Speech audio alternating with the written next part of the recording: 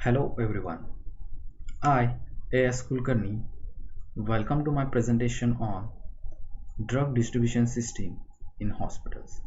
In this presentation, we will see the satellite pharmacy, repackaging in the hospital and bedside pharmacy.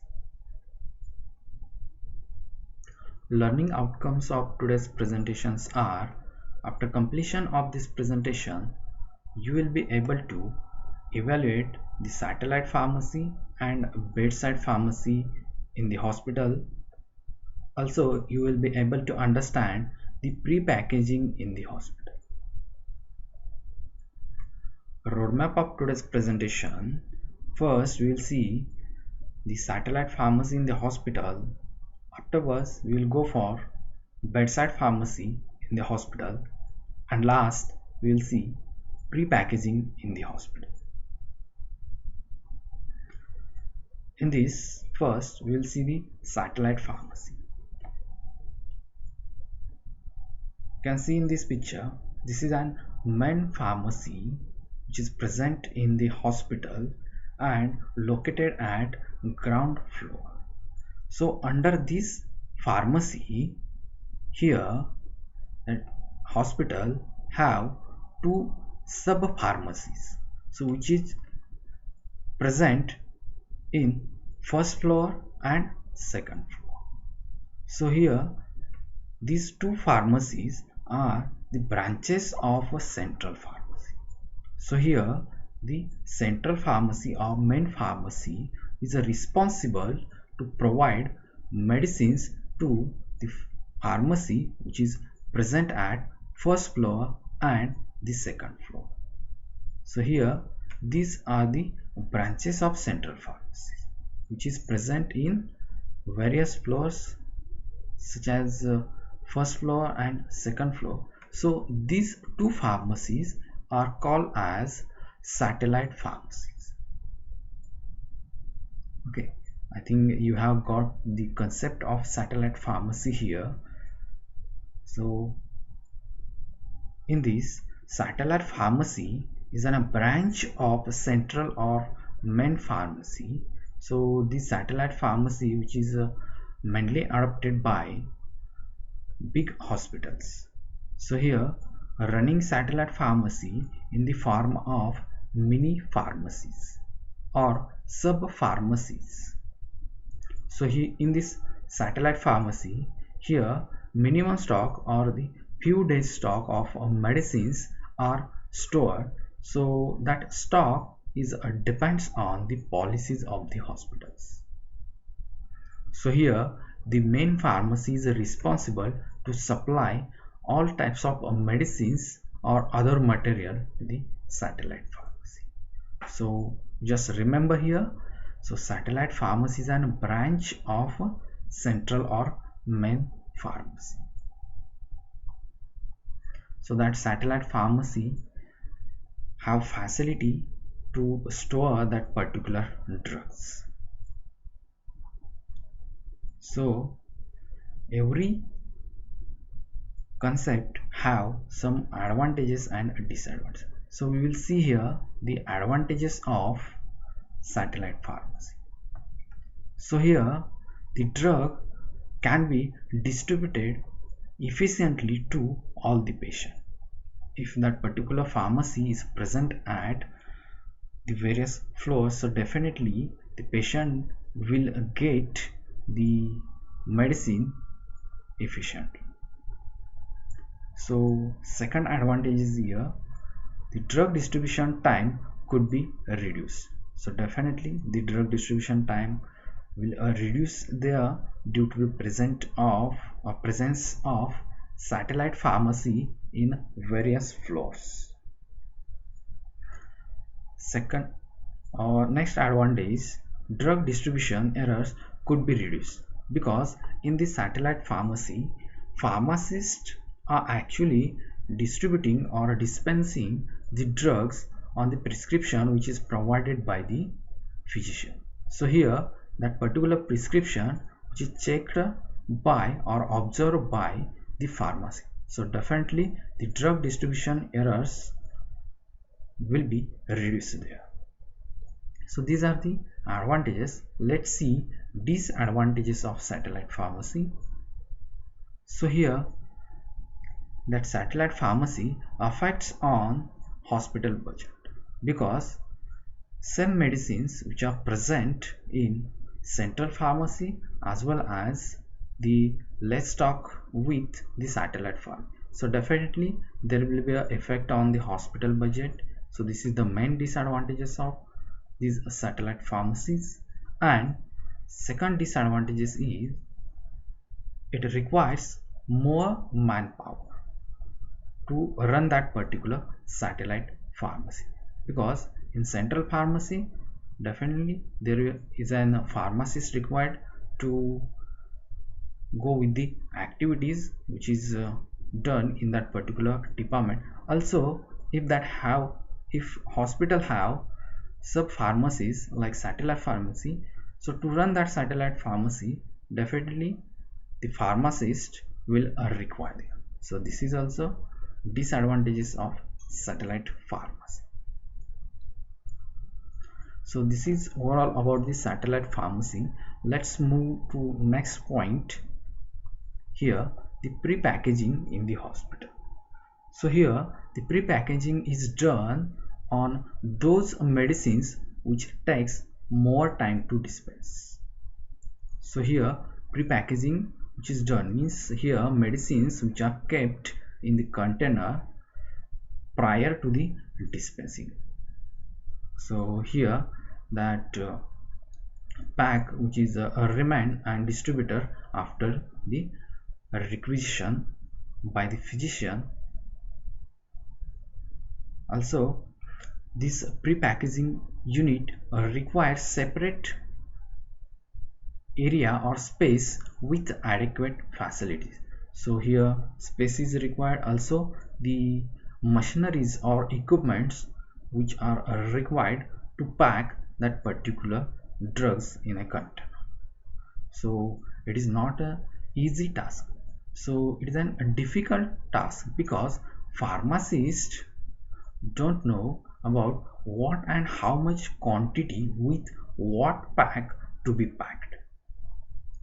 Okay, so here the repackaging is done under the control of legally qualified pharmacist. So here only those medicines which are pre-packed which takes more time at the time of dispensing. Okay, but this is an difficult task because pharmacists don't know about what medicines which is required to that particular patient, in what pack size or how much dose will be prescribed to that patient. So here the PTC committee determines policies and facts to be considered prior to the prepackaging. So here first factor is the data of utilization. So here this data will be evaluated before packaging. So by using that particular data on that specific drug or that particular patient, so here that medicines which is prepacked, as well as second factor is there, that is call cycle of outpatient. So here there is an determining of that particular call cycle with that patient or outpatient. So when that particular patient will come in the hospital, so before coming in the hospital of that particular patient, here pre-packaging is done. So what type of medicines which is required to that patient, so here that will be considered on the previous dispensing of that particular drug or dispensed drug. Next one is there, that is stability of that product. So it is a very important factor before that particular pre-packaging with that medicine, because here stability is mainly affect to the effectiveness of that particular drug. If the stability is less, so the pre-packaging of that particular drug should not be occur, or so here that particular stability is considered during or prior to the prepackaging. If that particular product is more stable, so definitely pharmacies will go for that prepackaging. And a last factor is there, that is availability of medicines. So here pharmacies should consider how much stock which is present in the hospital pharmacy prior to the prepackaging, and the availability of medicines from the supply.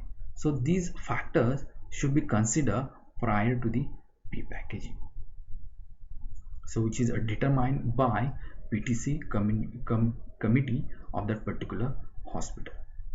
So this is about the pre-packaging in the hospital.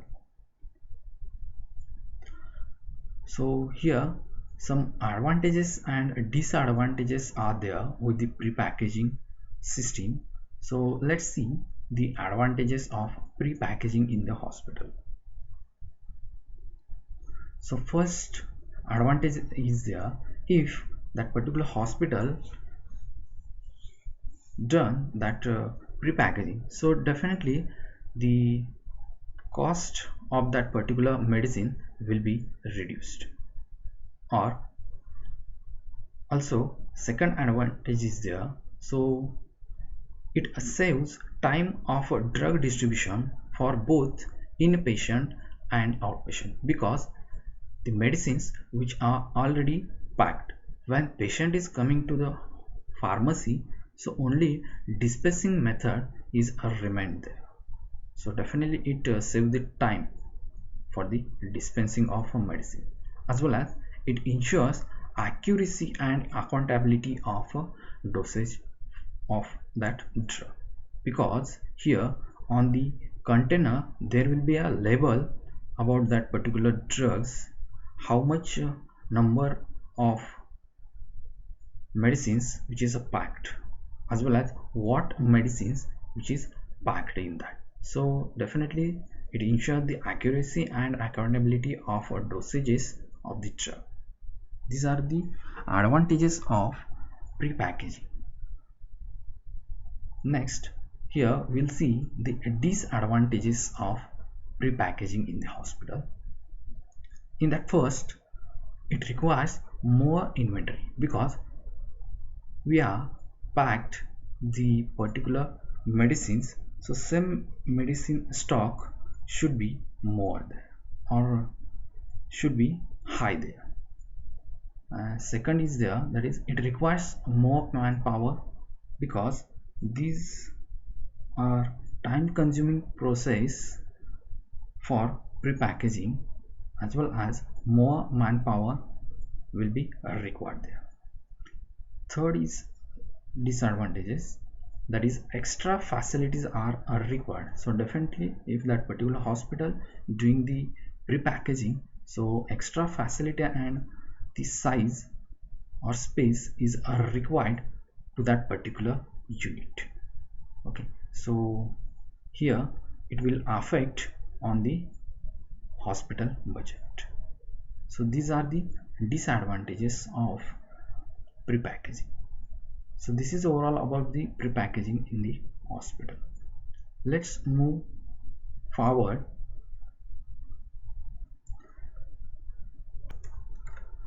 So here we will see the bedside pharmacy. You can see in this picture, so here patients is there and pharmacist is coming with the medicines to that particular patient. So here the medicines which are provided at the side of a patient or to the patient directly. So here the pharmacist participating in the activities going around the patient. So here the drugs, that is life-saving medicines, may be kept at patient bedside if that particular medicines which is ordered by physician, or these medicines on the basis of the prescription which is provided by the physician. So here while keeping the medicines at the patient bedside, so some factors or these factors should be considered. So only one strip should be kept, not more than the one strip or not more than the 10 tablets of that particular medicine. So here the medicines which are kept at the side of patient bed. So that depends on the prescription which is provided by the physician. So this is mainly adopted by the big hospitals.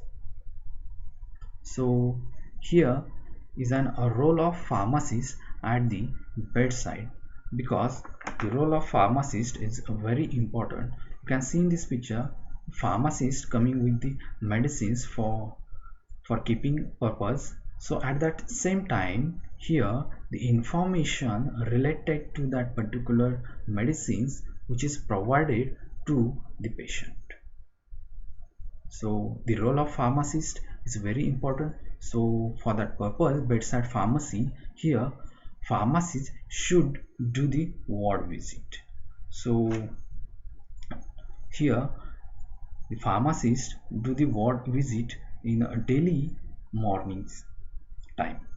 So that pharmacist visit the ward and inquires about the progress of health of that particular patient.